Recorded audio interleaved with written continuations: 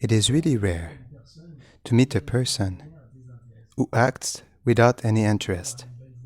Someone can have a nice voice, can play harmonium nicely, be nicely dressed, and bring some fascination to people, but we do it for ourselves, not for Krishna. It's really rare. People who chant for Krishna, extremely rare. The one who chants for Krishna doesn't have necessarily a nice voice, a nice appearance, but his heart, he feels deep feelings. He can see God face to face. Why? Because he lives for God. Krishna explains in the Bhagavad Gita,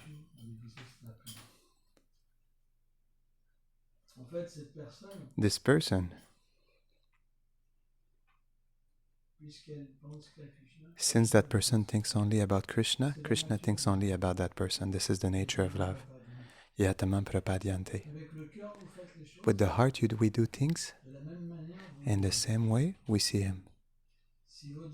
If your life is you run after fruitive activity, after your own happiness, you'll find only material happiness, a material reciprocation. You will find your kingdom, but not the kingdom of God, of the Lord. The fruitive activity, Vishwanath Chakravarti explains, those are the ones that are interested about their happiness, exploitation of this world. Never can they see the supreme reality and see the Lord as He is, because their interest is for themselves. So the world of transcendence is Sharanagati, surrender. Sharanagati means I exist for him, he exists for me. This is what we call love. Before, this is business. When you chant, to have fame, to be known in the entire world, we call that business. And this doesn't attract the pure devotee. Even if the voice is beautiful, it does not attract them. But if someone sings not nicely, but he chants with sincerity, so it becomes beautiful. Because the most important is the feeling. In our life, if we want to experience deep feelings, the result is we have to free ourselves from the identification with the body. We can see the soul. We can become completely free from thoughts of others. Freed from what people think. Why? Because your life is not in this world. In this world, people accept us simply because we give them something. The day where you give them less, then they separate themselves from you. We always go to a place because we feel appreciated. But what is the love we are looking for? What is the love we are looking for? Do we find simply an experience? Are we looking for an experience in this world or an experience in the other world? This is different. So according to our interest, we detach ourselves from something to go towards something inferior and think that something inferior is superior. Because our interest becomes inferior. Our desire becomes inferior.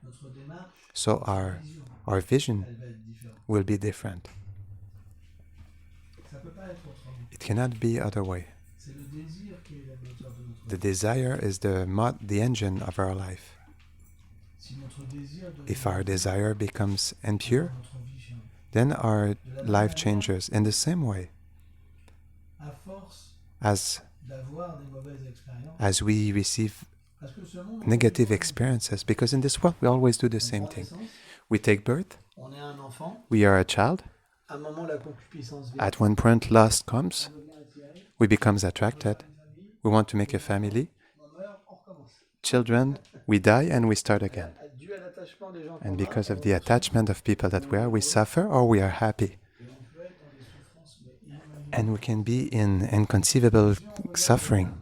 But if we look closely, the soul who is inside the soul doesn't have anything to do with all of this, because in last life he had such people, such person, and in this life he has another kind of association. So we get illusion through the body in the same way. The goal is not to continue to wander in this world. Our goal is to understand who we are, and for this we need detachment and knowledge. When we attach ourselves to something in this material world, it's just like a failure. We start over again, because we'll have to take birth again. So we need knowledge of the soul, knowledge of the Supreme Lord that connects us with Him. Why are we conditioned by matter? Why are we wandering in the material world? And from there, we can nourish the intelligence and have a discrimination. Meditation means we understand the situation. We understand our situation. We don't meditate only to be happy or peaceful. These are just still material desires. We meditate to free ourselves, to detach ourselves. If our goal in spiritual life is to be attached to a man or woman, then that means it did not bear fruit. The Lord explains in Bhagavad Gita, it's extremely difficult to detach ourselves, because it's the influence of passion, goodness, and ignorance that makes us attached to the body, makes us attached to other people, without understanding the reality and the reality of other people. For example, when we say that person is dead, who is dead? We don't even know the person who left. We just see the body. This is why meditation means to learn to know about ourselves, to detach ourselves and not commit the same mistakes again. Otherwise, this is failure. Attachment means failure. If we attach ourselves, automatically we will act for the body. If we detach, we will act for the soul. And the result of these two activities are completely different. Completely different. There's one that will nourish ignorance, our relationship, and another will nourish our truth, our relationship with the Absolute Truth. Our vision will change with spiritual life according to the acceptance of this truth, this reality of the soul. This is why we can have the same activity, but have a different vision of life. Because in this world we are forced to work, to make money. We're forced to eat, forced to have so many things, because the environment we received in this life is pushing all these things upon us. Otherwise we cannot live. But now, when we have knowledge, we can accept all these things, but in a pure way. For example, imagine a flower. I can accept it for myself, or I can accept it on a divine platform.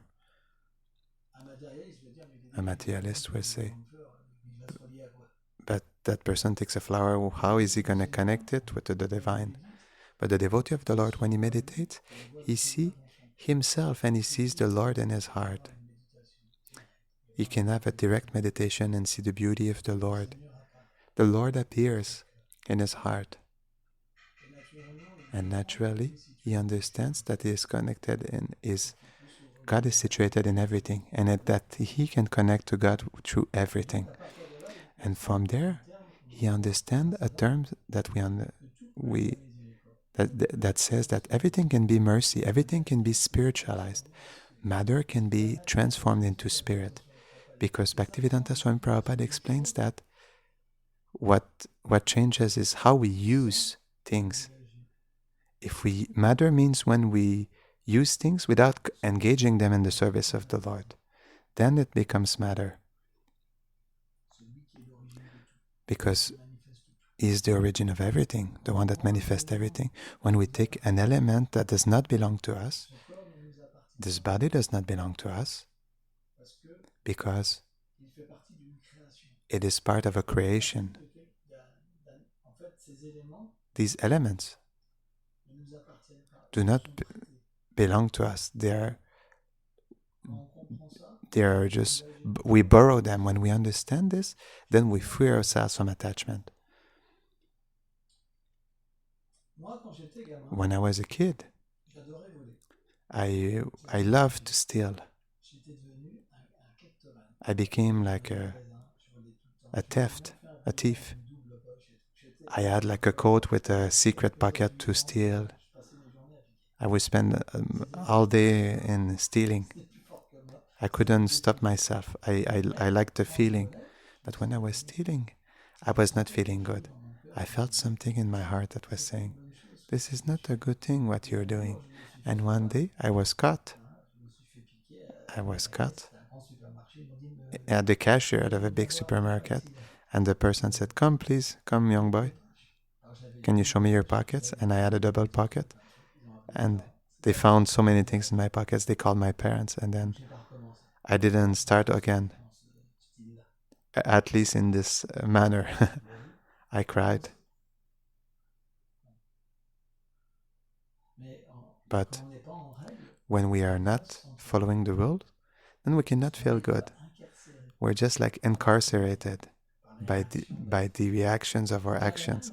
In the same way, everything belongs to God. Everything emanates from Him. Everything is by Him and for Him. The soul is an energy of the Lord. The body is a mix of the material energy of the Lord. For example, when we use things by appropriating ourselves as a proprietor, then we become a thief. And a thief, there's one thing he loses, is his freedom. And freedom, what is freedom? Is to be able to see God as He is and as we are also. The liberated soul is someone who is freed from the karmic reactions. But the conditioned soul is a person that is stuck in the reactions of his activities because it thinks that all these things belong to him. When you think something belongs to you, you will fight to keep it. When you think someone is a friend, if a person criticizes him, then you'll make him your friend. But if you hear someone who criticizes someone who you don't know, then it doesn't touch you. In the same way, when we become the soul, we realize the nature of the soul, and we become freed from this attachment. Whether we have friends or enemies, whether we fight for existence, struggle for existence, being attached for reputation. How many people suicide themselves because we did not offer them proper respect, because they lost their work, this or that? I remember of a lady. She came to see me, and she wanted to kill herself. This is not a joke, because she lost her place and she found another place, like at work, in an inferior position, and people who didn't know her at this new position, they appreciated her. Can you believe it? The prison we can put ourselves in.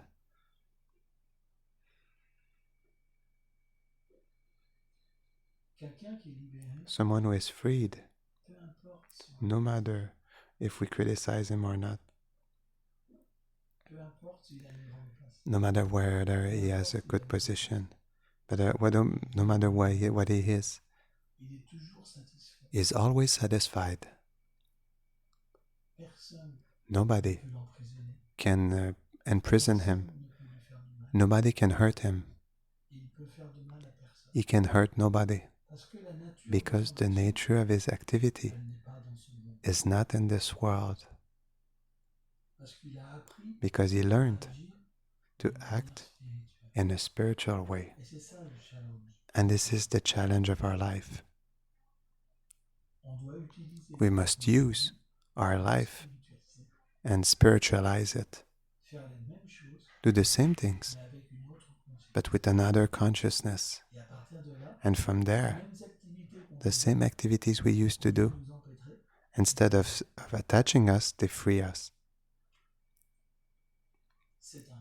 This is a choice. But for this, we need knowledge and we need detachment.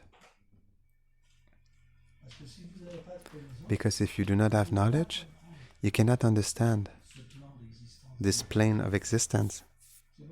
This is why the nature of the absolute truth is that it must come down to our level to give us knowledge and allow us to connect ourselves to it. So there are different kinds of knowledge because the living beings have different desires and qualifications. So we can say, why the qualification? It is because the soul, as long as the soul is conditioned by material nature, the soul is always covered by at least a subtle body. When we don't have a gross body, we call that a spirit. So at least we are covered by a subtle body. And what is subtle body? It gives a false nature.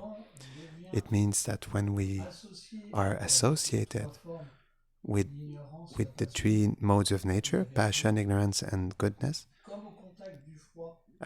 just like in connection to cold, the water becomes solid, but it's not its nature.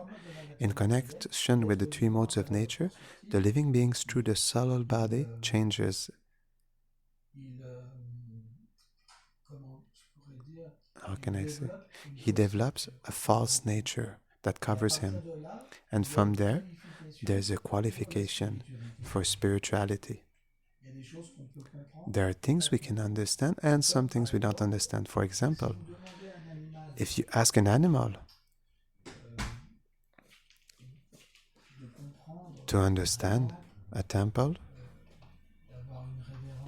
to have a meditation, it will be difficult because his consciousness does not allow it. But still the soul is in the dog body. But it will be difficult. In the same way, according to our previous lives, we acquired a nature, even with a human body.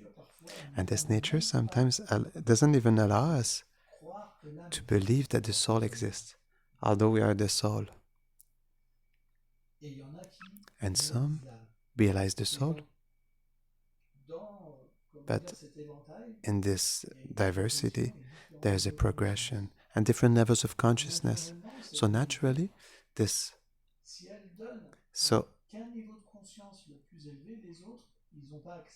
so not everyone have access to higher consciousness. This is why there are different kinds of faith to allow different living beings to progress, because there are different levels of consciousness. So that means to enter in contact with a consciousness that is more elevated and to change our nature gradually, just like the water, which is frozen, comes into contact with the fire or with the sun, and gradually it changes. So in the same way, reincarnation is something that exists because the soul evolves gradually. There's an evolution. You understand? That is something gradual. So we cannot all accept the same thing. Some can accept they are the soul. When we accept we are the soul, so naturally we accept that many things are illusory, just like sexual attraction, for example, etc., etc. But someone, for example, who thinks who is the body, he needs a path where he can, for example, accept that he can fall in love with someone, to acquire material things, to make plans, to have a higher destination, material destination in his next life, what we call heaven. But for someone who is situated at the level of the soul, this is useless because he wants to go beyond this. So according to the consciousness that we have, certain things we can accept, some not. So if there will be only one type of knowledge, it would not work.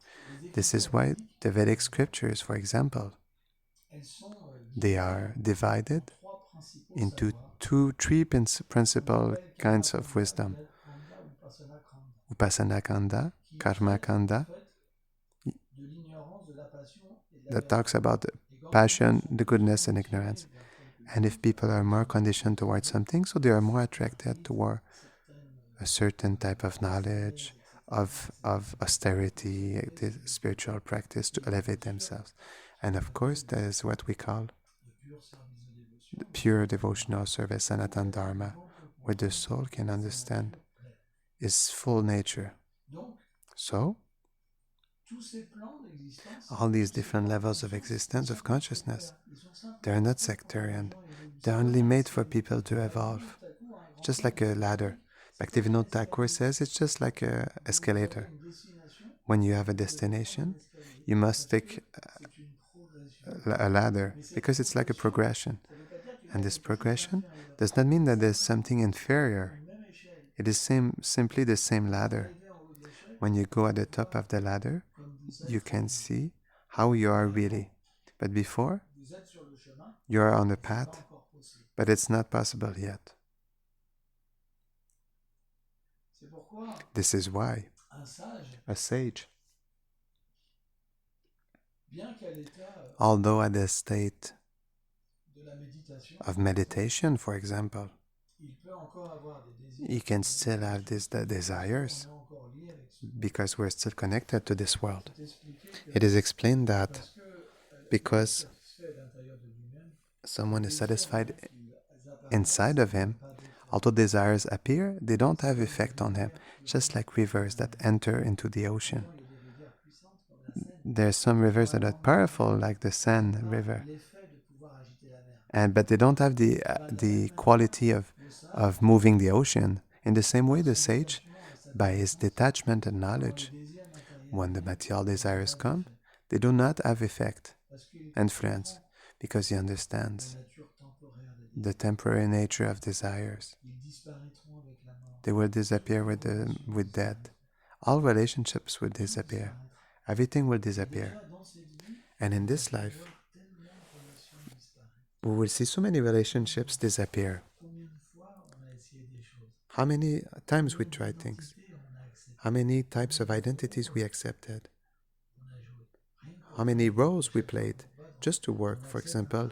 Every time we accept a work, we accept a role because people want us to be in a certain way, to have a responsibility. I remember, I always give this example because it stuck with me.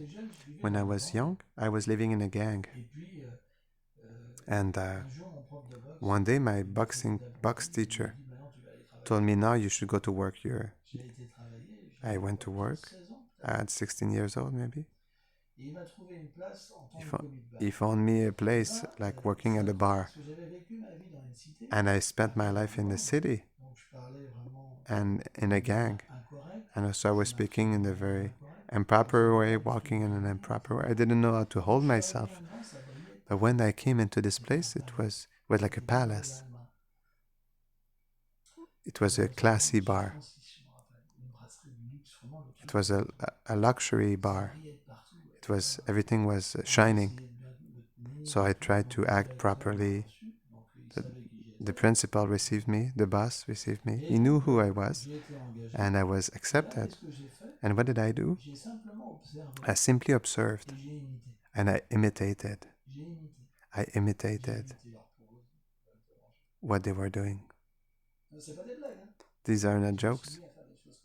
I started to do things like that because I saw everybody doing like this.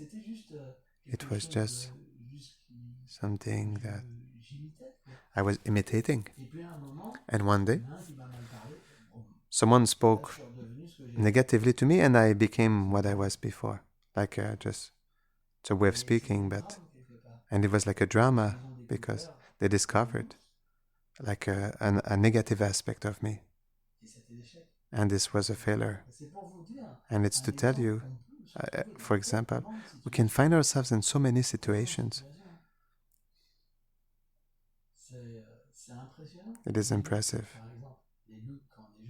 Just like the look, the fashion when you're young. I had the teddy boy, hard worker, punk, skinhead, mods, so many different looks. And every time you take a look, then you take the state of mind also. But why? Because we are searching for ourselves. And at some point you have no choice. Because we have a work, we have this and that. We accept an identity. But we're not completely satisfied. This is the routine. It's life, like we say. You understand? So spiritual life allows us to eliminate all of this. Allow us to enter inside of us and understand who we are and see the truth, not cheating ourselves anymore. When we become free, people can speak to you. People can believe you are their son, this or that, but you're not touched by this. It's finished.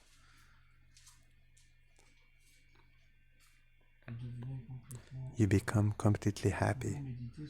You can meditate on things that are so beautiful. You can help so many living beings. For example, when we think that we are Father, we will just give our life to a child, a son or a girl. But when we are freed, we accept all living beings like our brothers and sisters. Because we see the truth. We see we are connected with something that is much higher. It is not connected to an illusion, not to a barrier. You cannot have everything, Jesus said. We cannot have the illusion in God. It's incompatible. It's not possible. You can have a certain faith. But when we speak about God, that means to be able to see Him, to be able to taste Him, to be able to taste a love that is so pure and so deep. And for this, we must naturally live for God, but not for ourselves. From there, we can see all living beings are engaged in the service of the Lord. We see the soul, which is in the tree, in the insect, in the plant, in the fish. We become in harmony with everything. We open our consciousness to another universe, to another platform. This is what we call goodness. Before is passion and ignorance. We should be all situated in this equanimity. It should be the minimum. Because before, there's no peace. There's no true happiness. We run after something, always. The problem is not solved. Who will tell us that tomorrow there will not be a war? That we'll lose our work? That you'll not have an accident? That one of the persons that are very close to you can disappear? Everything is so unstable. This is a reality. One day I went to Le Havre, to Caen, to the Caen Museum. and there was a picture of Le Havre, and it showed before and after. Everything was destroyed the next day. À Le Havre, this is the nature of this world. With everything happening right now, we do not know the future, but if you accept spiritual life, no matter what happens outside, it will not disturb you, because your world cannot be destroyed by material conditions. And this is the beauty of spirituality. With everything happening right now, will our society find balance? It's not so easy.